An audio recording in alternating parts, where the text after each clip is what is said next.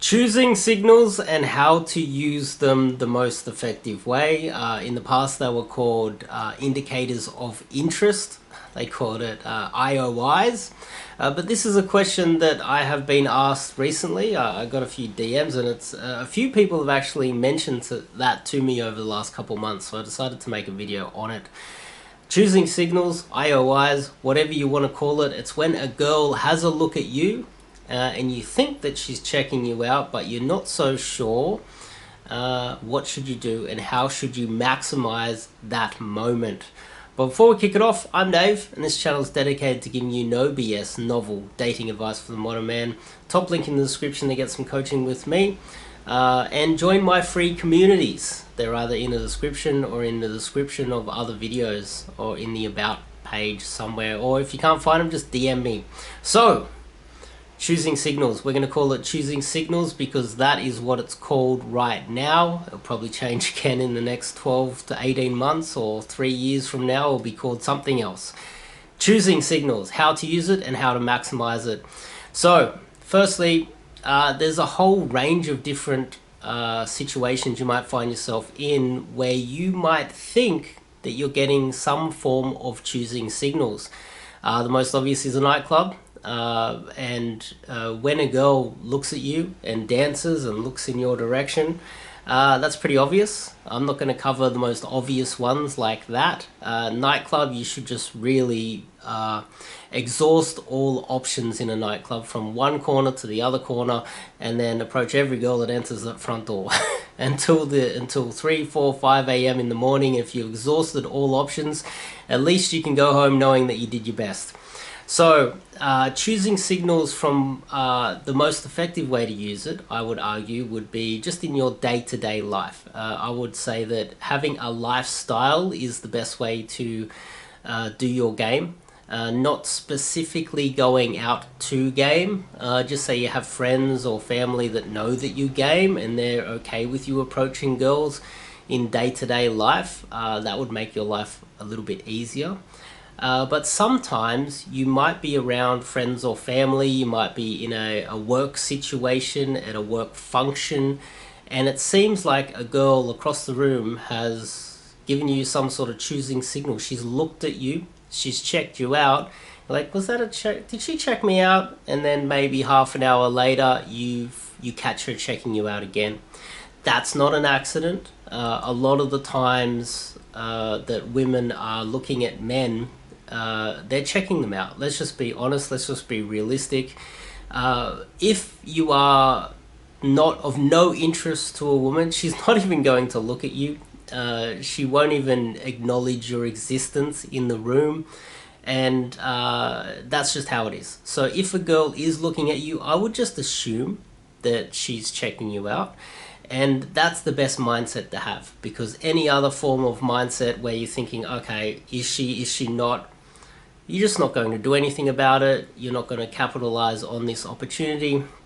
And think about it from her point of view. If she's checking you out, she's not going to come over and approach you. And if she wants to come over and approach you, that's the type of woman that you probably should avoid.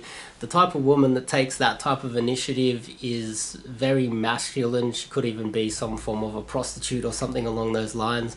Or a girl that's very promiscuous, and you don't really want to be having anything to do with that type of woman. And she could be trying to sell you something. It could be a multitude of bad things can happen from a girl approaching you. I'm not saying that it is entirely bad. Sometimes it might be good. But I would argue that if she's looking at you, the vast majority of women would be checking you out and should be hoping that you would come over and speak to her. And this is when women talk about confidence. They talk about masculinity. Is he confident? I just want a confident man.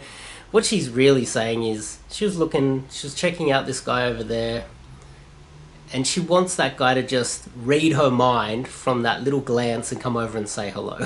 That's really what a lot of women are saying. Now, just let me give you a few scenarios that have happened to me over the years.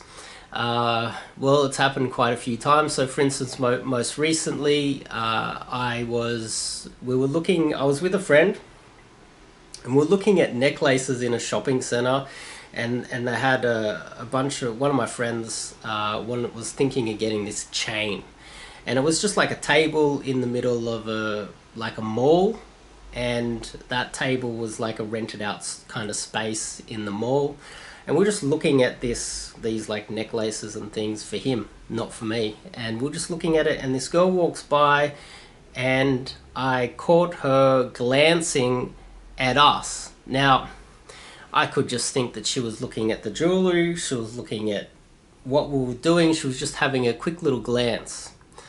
There was no real indication that she was interested in any way, shape or form, okay? So she just kept walking, it was only one little glance, walked off, and then she goes into this, it was like a $2 shop, and I don't know what she was doing in there. So I turned to my friend and I said, hey, I'll be back in 1 minute. Obviously, I don't turn to my friend in front of, I'm in public, and just go, look, I'm going to go try to speak to that girl. I just go, look, I'll be back in a second. Give me a couple minutes. I'm just going to have a quick look in that store. I walked into the store, saw her in the aisle there, and just started up a normal conversation. It looked like she was buying party cups and plates, paper cups and plates and things like that for some sort of a picnic or a party or something. And I said, oh, you're having a party. That was pretty much my opener. Went into conversation about what she was doing. She said she wasn't really buying any of that stuff. I said, well, look, come out. I'm checking out some necklaces and jewelry for my friend. And she agreed. She came straight out. And she had a look, and then we went for a coffee, the three of us. My friend left, and long story short, she stayed over at my place last night. So that's evidence of a choosing signal that actually panned out correct. She did also later on tell me that, yeah, she was having a look. Obviously, I didn't delve deeper and cross-examine what that look meant. What I did was I saw an opportunity based on the slightest bit of information and tried to maximize that as much as possible. Many times I've been out with friends of mine, and a lot of them are younger and better looking, and we'll be out and there'll be girls checking them out all the time. And if they were to, because I would point out, okay, this girl just checked you out.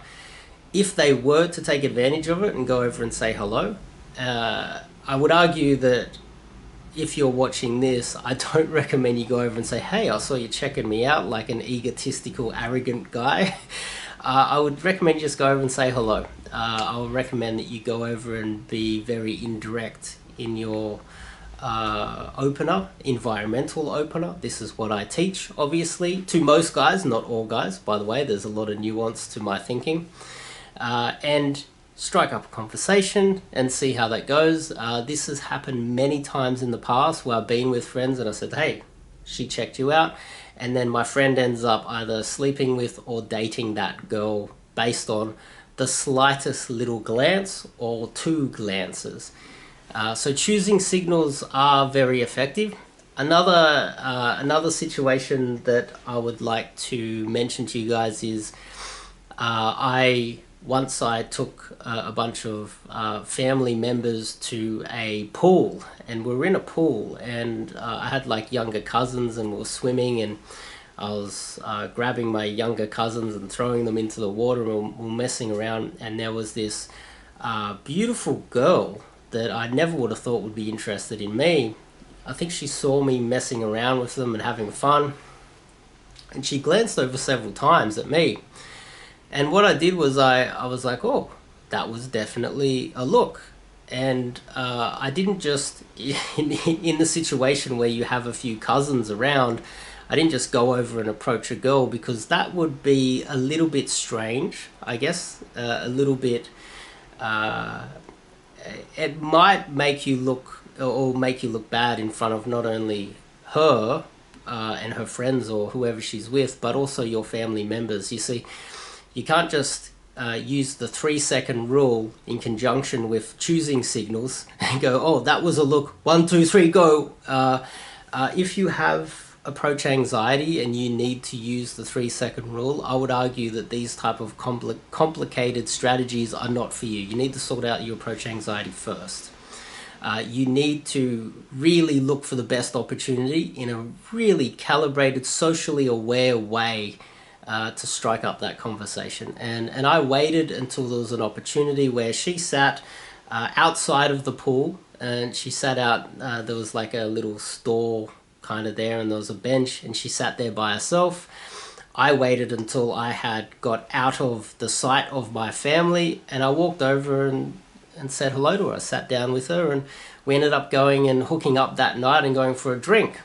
But I think if I uncalibrated around the pool, went, oh, that's a look, 1, 2, 3, and went in there, I dare say she would have thought that I was a little bit crazy, and it wouldn't have panned out so well. Another scenario was I went out to it was like a food court to meet a friend. He wanted to get some lunch, and there was a girl that gave me a look. She was by herself, right? She gave me a look. It was across the food court. It was hard to tell if it was a real look. But then what I did was I sat down with my friend, and he had ordered food. He'd got his food. We sat down, and then I thought, hang on, I might have a look at the menu over there where the girl went. So the girl went over to this, I don't know, she wanted to buy something. She got into the line to buy some food in the food court. There's a whole range of different types of food you can buy. And then I saw my opportunity while she was waiting in the line. I told my friend, I said, look, hey, I might just go check out this one. I'll be back in a minute. You don't go and tell your friend, hey, I'm going to go try pick up that girl. 3-second rule, go. You just go, hey, I'll be back in a minute. I walked over there. I got in the line behind her and said hello, and strike up a conversation with her. As I teach a lot of guys, logistics is very important. So then I went straight into logistics. I couldn't line up a date that day, but I can't remember when. It was within the next week or whatever, and I managed to pull her on the first date after that first initial meeting. So that choosing signal, or IOI, was real.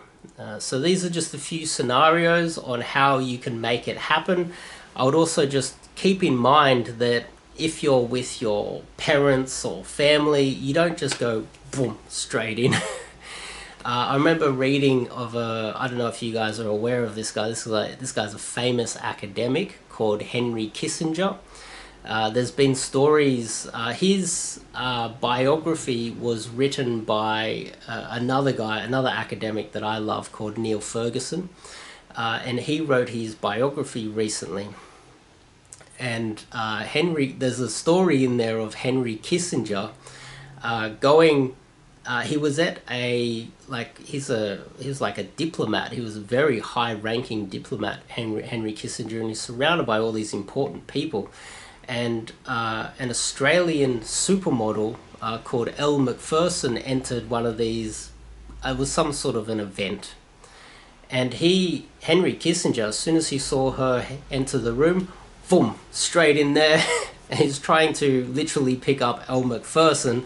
It obviously didn't work out so well, but it's evidence of taking the initiative, even if you are in a kind of a business or professional or even family sort of environment. You can take that initiative if you do it in an indirect, calibrated way. And that's the real key here. It's not to be like 1, 2, 3, go, 3-second rule, which is a little bit ridiculous. It's more just for those absolute beginners that have approach anxiety and can't control the approach anxiety. Girl looked at me, 1, 2, 3, go. I think you really do need to think about your environment and make sure that you approach in a real socially aware way, so that you don't come across as a little bit weird and strange and uncalibrated, which is one of the most common words used in the community. So hopefully that has been of use to you guys. Hopefully that makes sense to you. If you want some coaching with me, you want to learn the sweet art of cold approach, top link in the description. And I've got a few free communities you can join up to. I'll see you guys in the next video.